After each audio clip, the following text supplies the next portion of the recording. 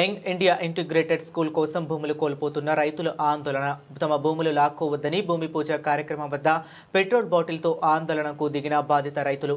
సూర్యాపేట జిల్లా తిరుమలగిరి మండలం తొండ గ్రామంలో యంగ్ ఇండియా ఇంటిగ్రేటెడ్ పాఠశాల శంకుస్థాపన వద్ద ఉద్రిక్తత.